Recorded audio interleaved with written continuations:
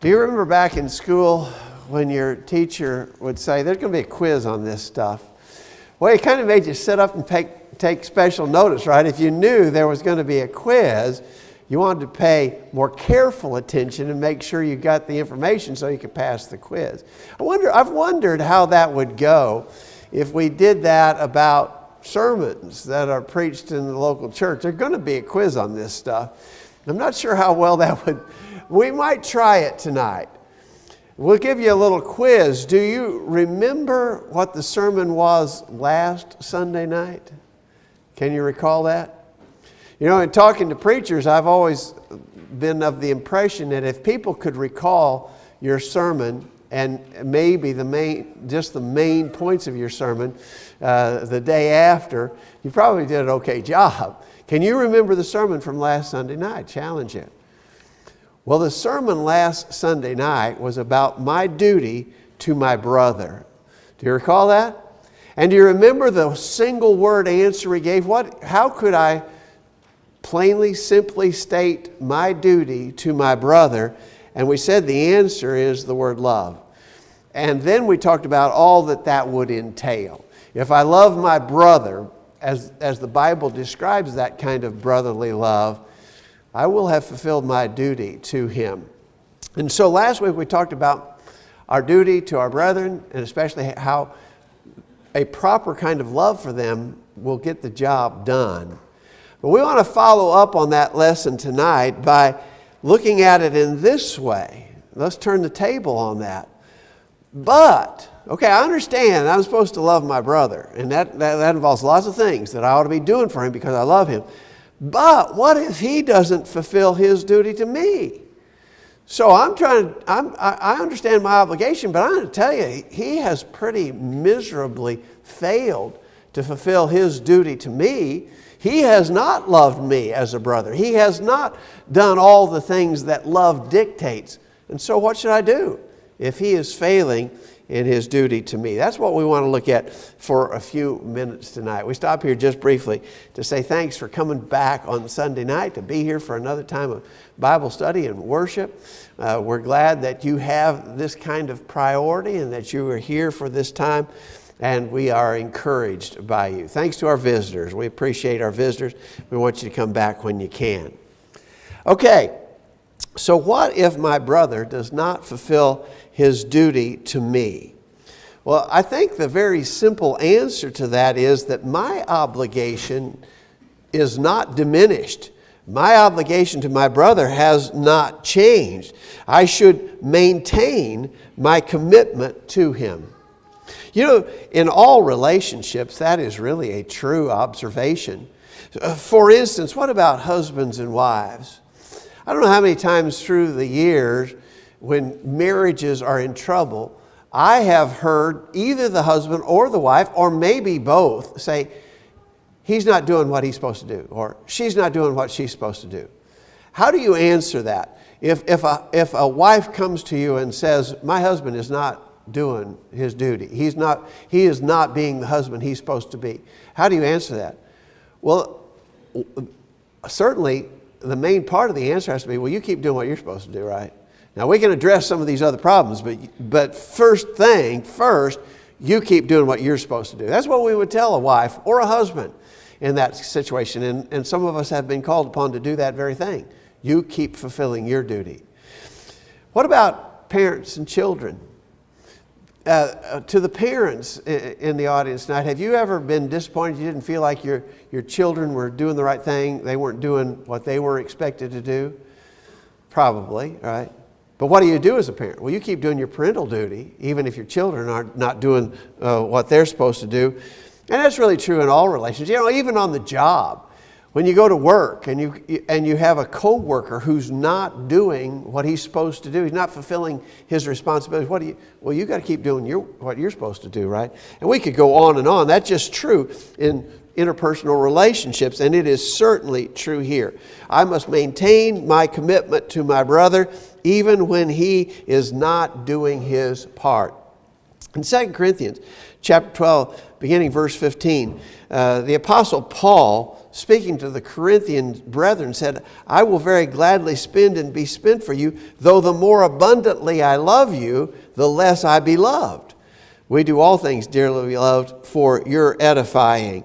You get the idea from that Paul did not feel that the brethren at Corinth had really been doing the right thing. It seemed that as Paul continued to work in their behalf, the more abundantly I love you, he says, the less I be loved. I think he sensed that they were not doing right. And yet he says we keep on doing the right things, trying to edify you. Paul did the right thing even when his brethren were letting him down. And he stands as an example for us in that regard. And so I should maintain my commitment to my brother. And then, of course, that I should also maintain my commitment to the Lord. I need to keep doing what's right because it is my duty to God. Maybe my brother's letting me down, but God never lets me down. And so I certainly should continue to do the right thing because I am committed to the Lord and His will. In Paul's last epistle, 2 Timothy, in chapter 4, really in the final words of his last epistle, in 2 Timothy chapter 4, verse 16, he said, at my first offense no one supported me, but all deserted me. But the Lord stood with me and strengthened me. And so here Paul felt like literally everybody had let him down, that he could speak effectively in a categorical way and say, everybody has let me down. But he kept doing the right thing because his confidence is that the Lord was with him. And ultimately, his commitment was to the Lord. And so, in answer to the question, what if my brother doesn't fulfill his duty to me? The answer is you keep doing the right thing. You keep doing what you're supposed to do because you have a commitment to the brother, and ultimately you have a commitment to God. You just keep doing the right thing. Now, I suppose we could quit right there and say we have answered the question.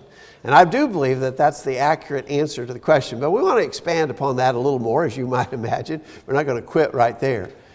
Let me suggest that when that sort of thing happens, and sadly it happens too often, our brethren sometimes just let us down. What do? Well, I think that what you do is that you work harder. You put forth more effort. When your brother's not doing right, you work even harder. What do? If let's say that you get a cut on your hand, and it may not be a horribly serious cut, but it's more than a scratch, and you get a cut on your hand. What do? Well, I think probably first things first, you go and you wash it off, and you try to clean the wound, and then you just let it be. Well, that wasn't enough because in a day or two it begins to look like it's a little bit infected. And now, it's a little more serious. What do? Do you just say, well, I doctored it initially. I did something initially when the injury occurred. I guess I'm just going to give up on it. I'm just going to give up on my hand. My hand is injured, but I gave it a little passing attention. I washed it off when the injury occurred, and it's not better. I'm just going to give up on it. Give up on it? Are you kidding me? That's my hand. What I'm going to do is I'm going to step it up a notch. Maybe it appears I did not pay enough attention to it. So now I'm going to clean the wound again, and now I'm going to apply some salve and a Band-Aid, and I'm going to really try to make sure that it gets well. And I'll tell you something else. If that doesn't do the trick, I'm going to take that up another notch. I may have to go to the doctor with this hand. I may have to do a lot more. But I'm not giving up on my hand. It's my hand after all.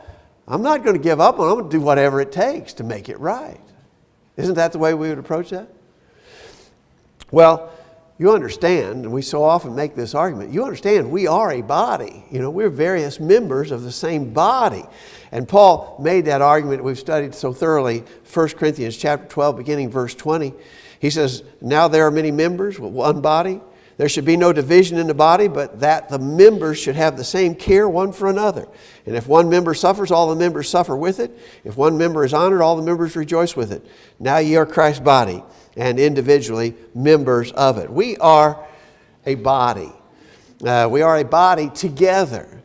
And that being the case, if one of the members is struggling in one way or another, not fulfilling duties that they should fulfill, what we do is we need to work harder for one another. And so, again, you don't just give up. If your brother's failing, you work harder. Part of that working harder would be especially in the area, for instance, encouragement. Our attitude, as we said, should be, I'm not going to give up. I'm going to do more for him. I'm not going to do less. And I probably need to invest more energy, more time, more work in encouraging him to be the kind of Christian that he ought to be. I'm going to work harder, especially in the area of encouragement. In Acts chapter 20, when the Apostle Paul was talking about his work among the brethren at Ephesus, he said, I have showed you, this is Acts 20 verse 35, I have showed you all things, how that so laboring ye ought to support the weak and to remember the words of the Lord Jesus, how he said it is more blessed to give than to receive. And so, notice, he said you ought to support the weak. But he used a word there that's really significant. He says, so laboring ye ought to support the weak. And so he's saying, work hard. Put forth the effort. This is a weak brother. Don't let him slip away. He's not doing what he ought to do. We acknowledge that. What you do in his behalf is that you work even harder. And so work hard in the area of encouragement. And it may be that you have to put forth extra effort even in the direction of correction.